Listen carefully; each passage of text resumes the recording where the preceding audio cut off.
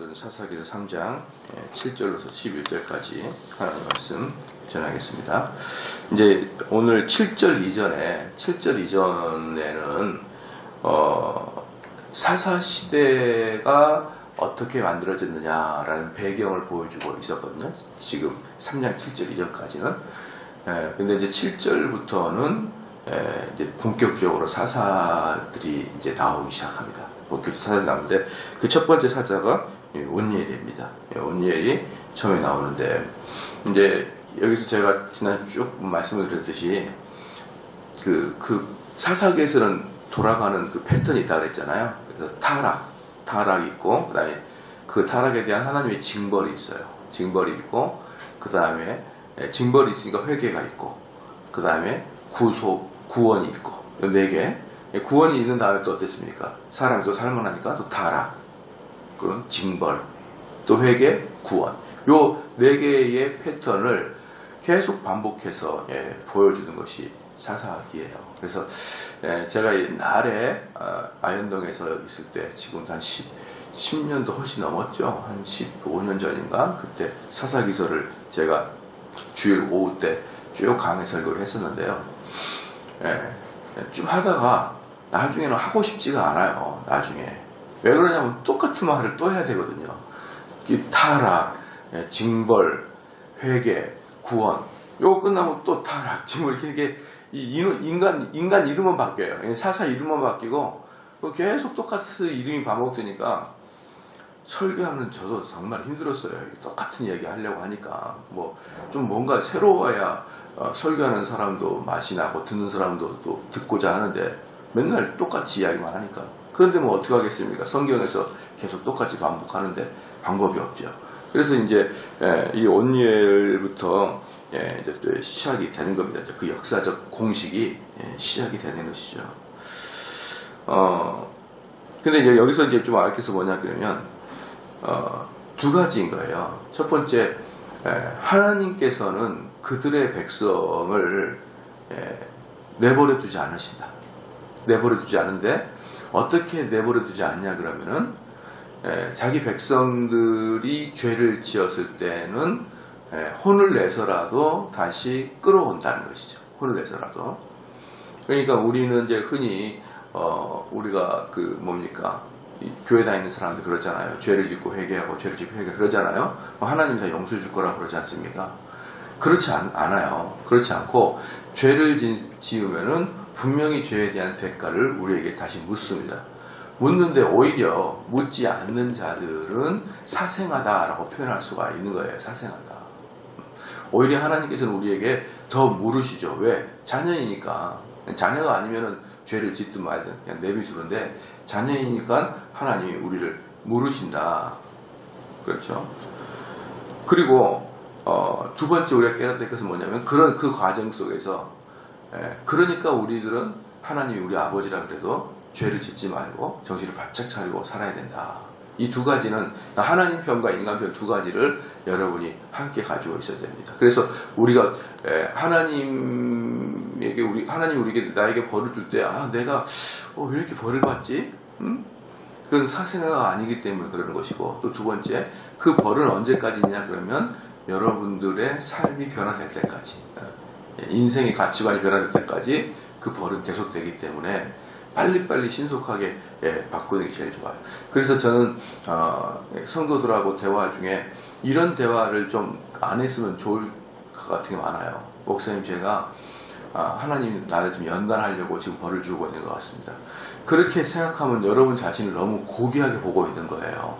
여러분을 연단시키는 게 아니라 여러분을 버릇을 바꾸려고 하나님이 벌을 주고 있는데, 내가 바뀌어야 되는데 하나님이 지금 나에게 연단합니다. 그러면은 바꾸는 게 아니라 견디거든요. 견뎌.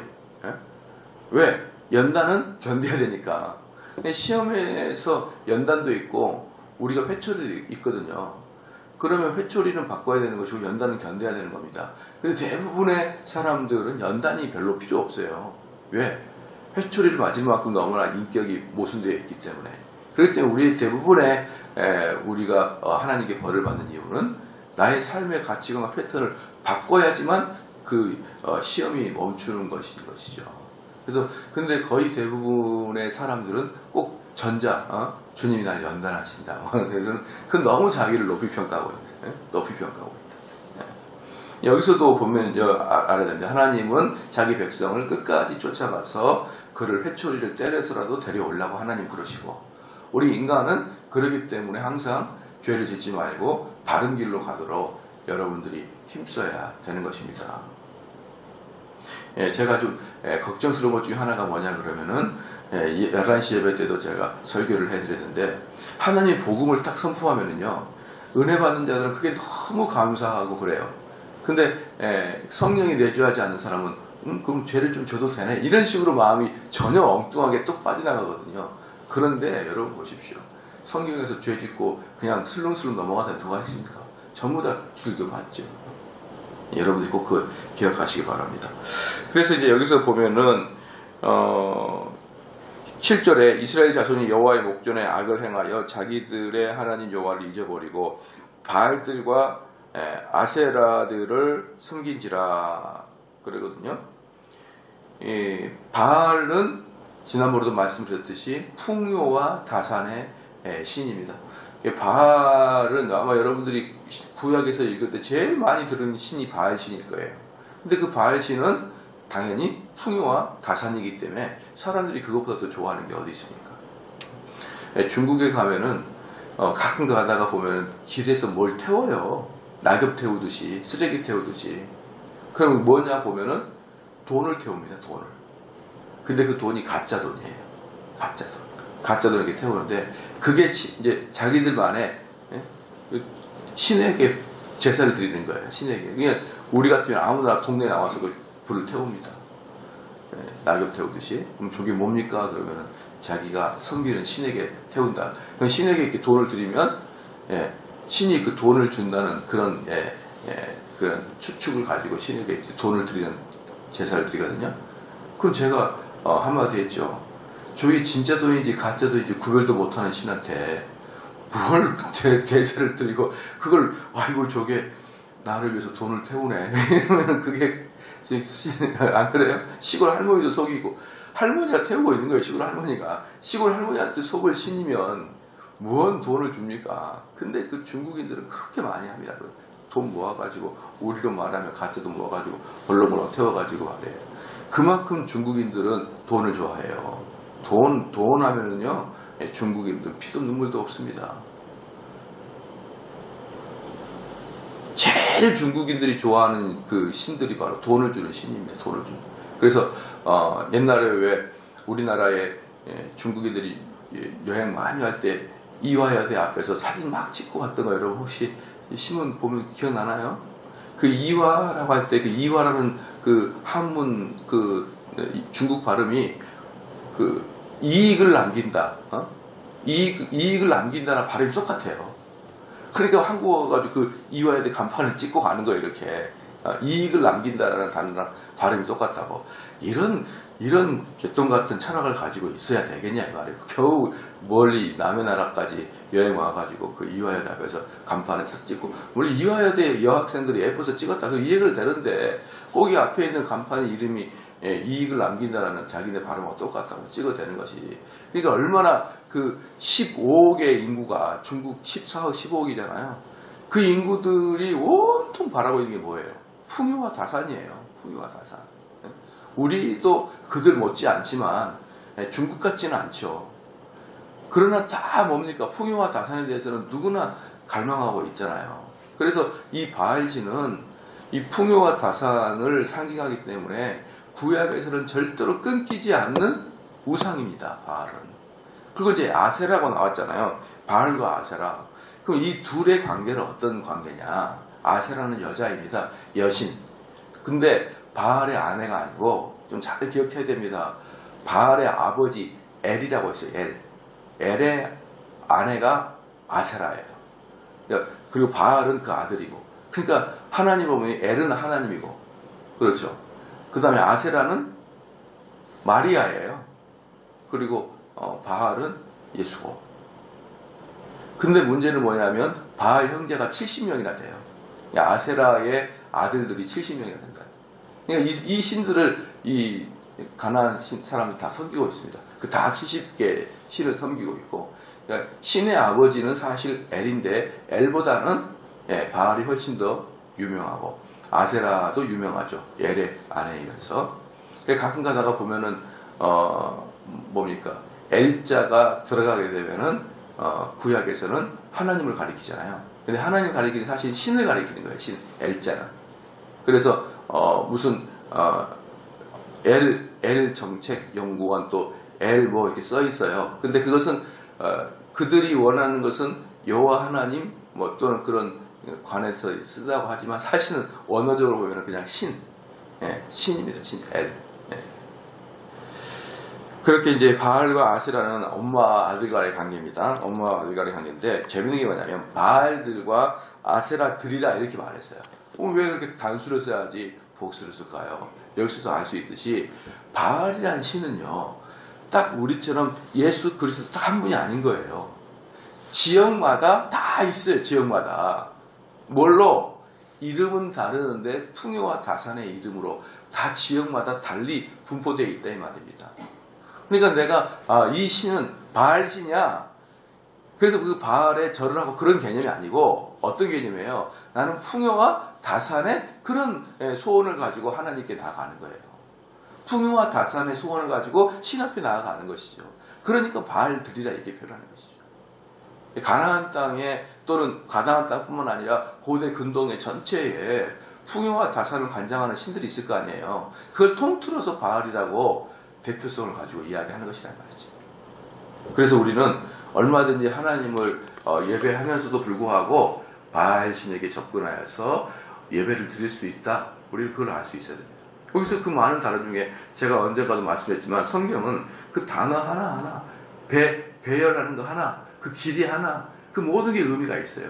그 갑자기 바알들 딱 복수를 쓰잖아요. 아세라들. 그럼 이게 번역할 때 잘못된 거냐? 놀랍게도 영어도 복수, 놀랍게도 헬라어 히브리 원절에도 복수. 다 복수예요. 자, 그 다음에 8절에 여호와께서 이스라엘에게 진노하사 그들을 메소포다미아 왕 구산 리사다임의 손에 파셨으므로 이스라엘 자손이 구산 리사다임을 8년을 섬겼더니.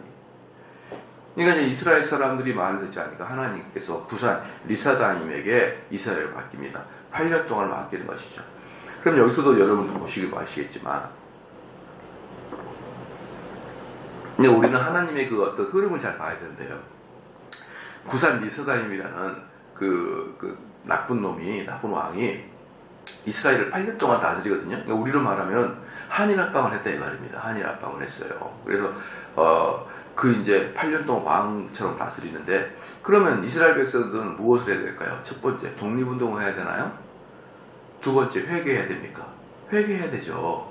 그러니까 이제 우리는 이런 부분에서 구산 리사다임을 향해서 독립운동하고 뭐 나라를 찾고 뭐 비밀 결사대원을 만들고 그렇게 나가면 안 되는 것이죠. 근데 하나님이 원하시는 방식과 전혀 다른 방식이에요. 여기서 우리가 해야 될 일은 회개인 것이죠. 돌이켜야 되는 것이죠. 그래서 저는 많은 사람들이 뭡니까 그 나라에 대한 걱정과 또는 또 뭡니까 국가가 이렇게 독립에 대한 문제, 또 민주화에 대한 문제 이런 거 있을 때 많은 사람이 나가 싸워야 되는 거 맞아요. 나가 싸워야 되는 거 맞는데 그리스도인들만큼은 이게 왜 하나님이 우리에게 이런 고통을 주셨을까라고 되돌아봐야 될 그런 사람이 그리스도인이라고 봐요. 그리스도인이 아닌 사람들 어때요? 나가서 싸워야 되죠. 투쟁해야 되죠. 이 나라를 이렇게 만드는 것을 뒤집어 엎어버려야 되겠죠. 그럼 믿지 않는 사람들은 그 방법 외에 무슨 방법이 있겠습니까? 어떤 방법이 있겠어요? 근데 그리스도는 어떻게 합니까? 하나님 왜 우리에게 이런 고통을 주실까? 왜 우리에게 이런 압제를 주시지? 왜 이렇게 지도를 주셨을까? 이런 못된 지도를 줬을까? 이렇게 하나님께 우리가 돌아봐야 되고 우리에게 죄가 있는지를 다시 살펴봐야 되고 기독교에 문제가 있는지 살펴봐야 되는 것이 성도들이 할 일입니다. 그럼 만약에 여기서도 구산 리사다임을 향해서 온니엘이 뭐라 그럴까요? 막 대항하고 데모하고 레지스탕트를 만들어 가지고 막 전멸시키고 그런 개념으로 접근하게 되면 하나님이 지금 이들에게 벌을 주는 내용을 전혀 지금 깨닫고 있지 못하는 내용인 것이죠. 그래서 구산 리사다임에게 8년 동안을 지배를 받게 되었다 이 말입니다. 9절에 이스라엘 자손이 여호와께 부르짖음에 여호와께서 그들을 위하여 한 구원자를 세웠다. 여기서 보면은 이제 부르짖기 시작하는 것이죠. 8년 만에 이 사람들이 여러분 보시면 알겠지만 사람들이 고통을 당하잖아요. 고통을 당하면 곧바로 하나님을 찾지 않아요. 최소한 몇 년입니까? 8년을 고생을 해야 이것도 8년 동안에 얼마든지 이것도 해보고 저것도 해보고 그러지 않았겠어요? 독립운동도 해보고 비밀 결사대원도 만들어보고 자기들끼리도 뭐 잘해보려고 어떤 조합을 만들어보고 여러 가지 노력을 하고 하다가 결국은 안 되니까 하나님을 찾는 것입니다. 여기에서도 부르짖다, 이 부르짖다라는 이 단어가 자이크인데, 이 자이크라는 단어가 출애굽하기 전에 애굽에서 종로로 탈 때 너무 고통스러워서 이스라엘 사람들이 하나님께 부르짖었다 할 때 그 자이크랑 똑같아요. 이 자이크란 이 말 속에는 그래서 히브리 말인데 두 가지 뜻이 함께 있습니다. 하나는 고통에 의해서 부르짖는 것이고, 그리고 잘못을 회개하는 부르짖음, 두 개의 개념이 함께 들어가 있어요. 이들은 단지 자기들이 8년 동안을 구산 리사다임에게 고통을 당했는데 어떻습니까? 처음부터 그들이 이스라엘을 지배를 하니까 괴롭다고 소리는 질렀을 거예요. 그런데 이것이 결국 회개로 바뀌는 것은 언제입니까? 한 8년이 지나서부터 이게 회개로 바뀌기 시작한 거예요. 그만큼 사람들은 하나님의 뜻을 이해하는데 참 어렵다. 9절 말씀에 보면 이제 여호와이시니 그에게 9절 이스라엘 자손 여호와께 부르짖음에 여호와께서 그를 위하여 한 구원자를 세워. 그럼 하나님께서는 어떻습니까? 즉시 구원자를 선택해 주십니다. 즉시. 여기서도 재밌는 게 뭐냐면 너희들이 그렇게 몰라? 8년 동안 고생했으니까 8년 동안 회복의 기간을 가질 거야. 이게 아니라 여호와를 찾는 그 백성들의 마음이 정말 간절하고 하나님에게 자기의 죄를 뉘우치는 모습이 분명하면 하나님은 그들에게 즉시 임합니다. 왜 그럴까요? 하나님은 이들을 향해서 딱 목적이 하나예요. 바르게 가게 하는 것. 아버지가 자녀를 책망하는 것. 아버지가 자녀를 책망하는 이유 딱 하나입니다. 바르게 살아라는 거죠. 바르게 살아라. 그러니까 이 아버지가 자녀들이 보시면 재미있는 게 뭐냐면 하나님의 사랑과 어머니와 아버지가 자녀를 사랑하는 것은 아주 비슷한 형태예요. 무슨 형태냐면 무조건적 사랑입니다. 무조건적 사랑. 그렇죠. 무조건적 사랑을 베풀어요. 그런데 다른 게 뭐가 있냐 그러면 하나님의 사랑은 공정하고 인간의 사랑은 불평등하고 편애합니다. 왜? 내 자녀만 사랑하잖아요. 우리 부모들은. 그래서 여러분들 자녀들이 어디 입학하면 자녀들 친구 봅니까? 자녀만 쳐다보죠? 자기 자녀만 쳐다보잖아요. 온통 다른 사람들은 이쁜지 귀여운지 보이지도 않아요. 자기 아들만 쳐다보이는 거예요. 진짜. 그렇게 인간은 자기 아들을 사랑하는데 편애적으로 사랑합니다.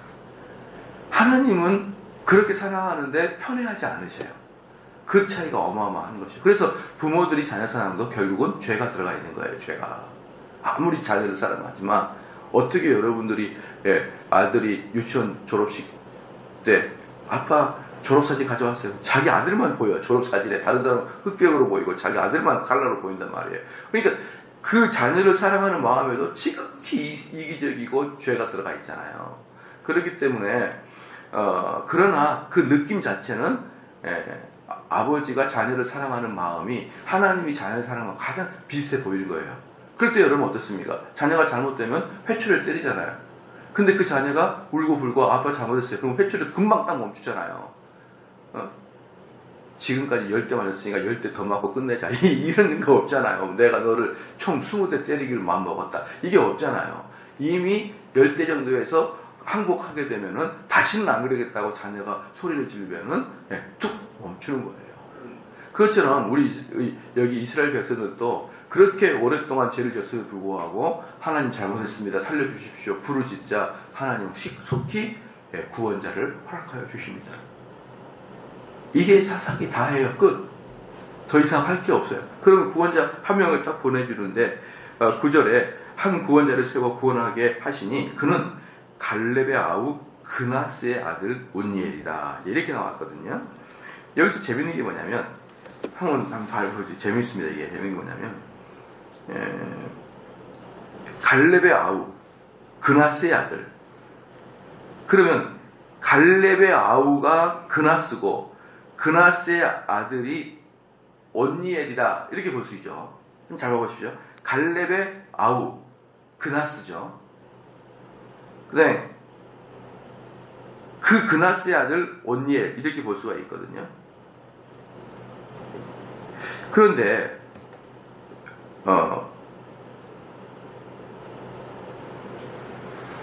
갈렙의 아우 잡아보시죠. 이렇게도 볼 수 있어요. 갈렙의 아우인데 가로 열고 닫고 해서 그나스를 넣어요. 가로 안에 그나스를 넣는 것이죠. 그럼 갈렙의 아우 온니엘 그나스는 갈렙의 아버지도 되고 온니엘의 아버지도 된다는 이 문장을 보면 그럴 수도 있어요. 예를 들어서 정대운 쓴 다음에 우리 형님이 정대성의 아우 정영민의 아들 정대운 쓸 수 있잖아요. 이 히브리어의 단어의 이 문법적인 스타일상 이 온니엘이 그나스의 아들인지 이거 갈렙의 아우인지 이게 불명합니다. 우리가 보기에는 그냥 갈렙의 아우가 그나스 같고 그나스의 아들이 온니엘 같은데 이스라엘 문법 자체는 불분명합니다.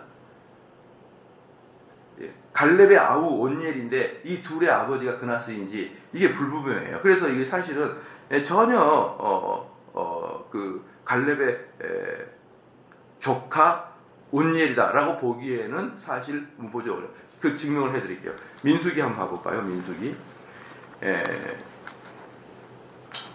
13장 한번 봐봅시다. 민수기 13장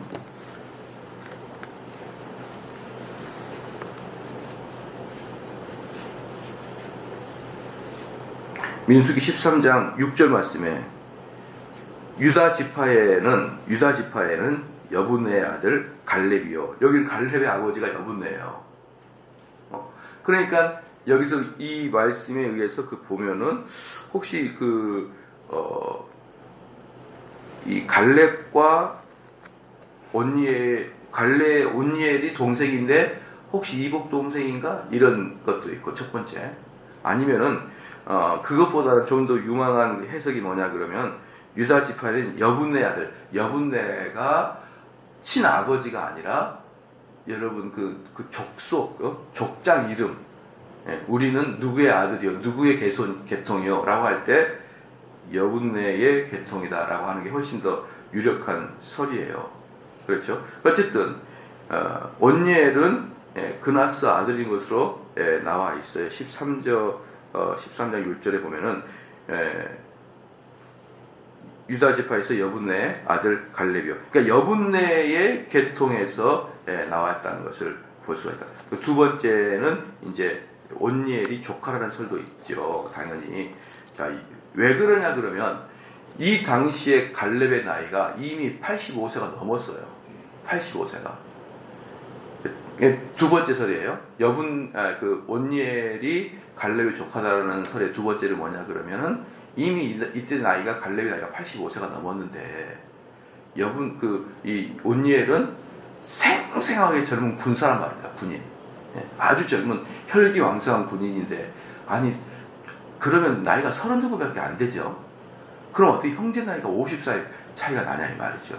그래서 이것은 형제라기보다는 숙부와 조카의 관계가 가장 옳다라고 말하는 두 번째 생기고 세 번째는 뭐냐면 민수기 32장을 봐볼까요? 민수기 32장.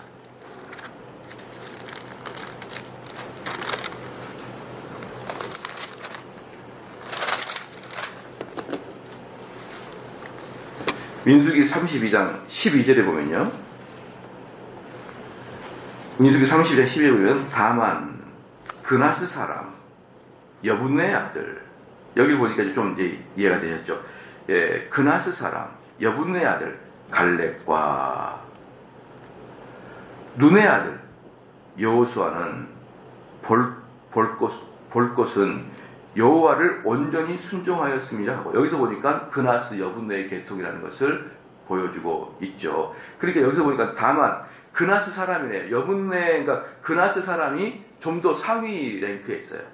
예, 정씨 계통에, 또는 뭐 무슨 정씨 이렇게 됐던 거는 그나스가 더 위에 상위 랭크에 있고, 그 다음에 좀 더 아래 족장의 이름으로 여분네가 있거든요. 그러니까 이 그나스가 뭐예요? 이 온니엘의 아버지가 아니라, 그렇죠? 이 뭡니까? 갈렙과 온니엘의 조상, 아버지 계열, 이렇게 볼 수 있으니까 결국은 사사기서 3장 9절에 이런 것이에요. 갈렙의 아우 온니엘인데 그들은 누구들의 아들들입니까? 그나스 계열의 아들들이다 라고 보면 되는 거예요. 그나스 계열, 유다 지파 안에 가장 큰 개념은 뭡니까? 가장 큰 개념은 유다 지파, 그 다음에 그나스 계열, 그 다음에 이렇게 쭉 내려오는 것이죠. 그것이다 라고 우리는 볼 수가 있는 것이죠. 그래서 우리는 뭐 이게 우리가 구원론에 있어서 중요한 건 아니지만, 그래도 뭐 항상 보는 성경이기 때문에 좀 명확하게 하나 붙들고 가자고 제가 설명을 해드리는데, 여기에서 온니엘은 갈렙의 조카라고 말하기에는 좀 어려운 부분이 있고, 또 조카라고 말하지 않기도 어려운 부분이 있다. 왜? 나이 차이가 50살 이상 차이 나는데, 이게 뭐 좀 어쨌든 우리는 뭐라고 하면 되냐? 유다 지파 계열의 사사다, 이렇게 보면 되는 것이죠. 여러분, 사사가 영어로 저지죠. 저지. 이 저지가 뭐냐 그러면은 판사예요. 판사. 그러니까 이 사사는 우리가 말하는 군사적 용맹한 자가 아니고 재판장입니다. 판사. 그러니까 하나님께서 10절 말씀 보십시오. 여호와의 신이 그에게 임하셨으므로 그가 이스라엘 사사가 되어 나가서 싸울 때에, 그런데 그 사사가 뭐냐 그러면은 단지 재판만 하는 게 아니라 그 이스라엘을 구원시키는 전쟁의 용사도 되고 구원자도 되고 판사도 됩니다. 그러니까 사사라고 한다. 그럼 차라리 용사라고 하면 또 쉬울 텐데 왜 사사라고 하냐? 평상시에는 이스라엘 백성들에게 하나님 말씀을 가리키고 하나님의 말씀에 어긋난 자를 판단하고 재판하고 이런 것들을 더 많이 했던 것이에요. 그러니까 사사는 쉽게 말하면 뭐합니까? 흑암의 세계에 하나님의 말씀을 들고 나타나는 자인 것이에요. 그런데 이들에게 10절 말씀을 하냐면 여호와의 신이 그에게 임했다, 이렇게 얘기했어요. 그러니까 구약에서는요, 여호와의 신이 성령인데 성령이 임할 때 어떤 것이 임하냐 그러면 한 사람을 하나님이 특별히 사용하실 때 그 사람에게 성령이 임합니다. 그렇기 때문에 우리 신약에서는 어떻습니까? 성령이 우리 각 성도에게 내주하잖아요. 그렇기 때문에 신약에서 말하고 있는 성령의 내주하심을 이야기하는 게 아니고, 신약에서도 사도나 다른 사람을 뽑아서 그 사람에게 사역을 시킬 때 성령이 임합니다. 예를 들어서 예수님께서 세례를 받으실 때 어때요? 하늘에서 성령이 비둘기와 같이 임하잖아요. 그럼 그 전에 예수님은 성령님과 함께 없었나요? 그게 아니에요. 그러나 예수님이 공적 사역을 시작함의 징표로 그 성령이 내려오셨듯이, 그렇잖아요. 신약에서도 마찬가지입니다. 하나님의 사역을 감당하거나 여러분이 무슨 일을 할 때 그 일에 대해서 하나님이 특별히 일을 할 수 있는 은사나 능력을 허락하실 때 성령이 임했다, 그 신이 임했다는 개념이에요. 구약에서는 자주 하나님의 일을 시킬 때 그 하나님의 신이 임했다. 그래서 뭡니까? 삼손은 힘이 생겼고, 이 사사들은 지식이 발달한 거예요. 재판할 수 있는 능력, 또는 조직을 구성할 수 있는 능력, 또는 무슨 뭐니까 건축을 할 수 있는 능력, 이런 것들을 할 때 하나님의 신이 임했다, 이렇게 표현하는 것이고, 이 하나님의 신이 임했다는 것은 신약에 나와 있는 구원받은 자에게 영구하게 내재하는 하나님의 신이 임한 거하고 개념이 다른 거예요. 그렇기 때문에 이 하나님의 신은 어때요? 있다가 떠날 수가 있는 것입니다. 구약의 하나님은. 정대훈 목사에게 하나님이 은혜를 주셔서 성경을 해석할 수 있는 눈을 밝히 보여주시다가 제 사역이 끝나면 어때요? 내가 옛날에는 이렇게 잘 안 보이는데 왜 이렇게 눈이 깜깜할까? 깨달아지지가 않네? 그렇게 될 수가 얼마든지 있어요. 그렇죠. 왜? 그 일을 위해서 하나님이 신이 임재하여 있어서 능력을 주시거나 은사를 주시고 그 일이 끝나면은 삼손처럼 신이 떠나버린다 이 말이에요. 얼마든지. 그렇기 때문에 저는 그렇게 봐요. 어떤 주의 사역일지라도 은퇴는 당연히 있어야 된다 보는 거예요. 은퇴는. 그 기간 동안 하나님이 강력하게 에너지와 그 에너지는요. 육체적 에너지가 무너지면 다 무너집니다. 그래서 육체적으로 무너지면은 정신적으로 무너지는 것은 쉬워요. 그렇기 때문에 육체적 건강할 때에도 하나님 사역을 해야 된다. 육체적 건강이 이제 끝나고 넘어지면 이제 하나님께 기도하는 사역 외에는 별로 사실은 할 것이 없는 거예요. 그래서 여러분들이 지금 걸어 다니고 능력이 있고 힘이 있을 동안에 열심히 주의 사역 감당하십시오. 이 기간 끝나면요. 하고 싶어도 못하는 것입니다. 왜? 주의 성신이 그렇게 떠미는 그런 것이에요. 그래서 이스라엘의 사사가 되어 나가서 싸울 때 여호와께서 메소포타미아 왕 구산 리사다임을 그 손에 붙이심에 온니엘의 손에 구산 리사다임을 이기니라. 이것도 결국 뭡니까? 그 전쟁에서 이기는 것도 결국은 하나님이 허락하셨기 때문에 이기는 것이고 11절에 그 땅이 태평한 지 40년이 그나스의 아들 온니엘이 죽었더라. 태평한 지 40년입니다. 40년 동안 살았어요. 왜 태평합니까? 사사니까, 판사니까 하나님 말씀을 대언하고 하나님 말씀으로 판단하고 재판하고 이것을 40년 동안 한 거예요. 그러니까 이 사사 온니엘 같은 경우는 딱 한 줄이에요. 구산 리사다임에게 이겼다. 이건 한 줄인데 사실은 훨씬 많은 역할은 그들에게 하나님으로 말씀으로 판단하는 그러한 일을 했거든요. 40년 동안 그 일하다가 죽었다. 그 말은 뭐예요? 아무니도 낀다 이 말이에요. 아무니도 끼는. 이들은 계속 대를 이어서 세습해서 그들의 사사가 넘어가는 게 아니에요. 이스라엘은 대를 이어서 넘어가는 게 뭡니까? 왕, 그 다음에 제사장, 이건 대를 이어 넘어가지만 사사나 선지자는 그때그때 하나님이 뽑아가지고 일을 시킨다 이 말이죠. 그때 아주 어두운 시대 때. 그래서 딱 한편 온니엘이 처음에 나왔는데 이 사람은 유일하게 유다 지파 중에서 나온 사사입니다. 온니엘이 유일하게. 그리고 더 이상 유다 지파는 안 나오는데 첫 번째 사사예요. 첫 번째 사사고 이 사사기의 패턴을 아주 짧지만 선명하게 보여주는 일을 하고 마쳤습니다.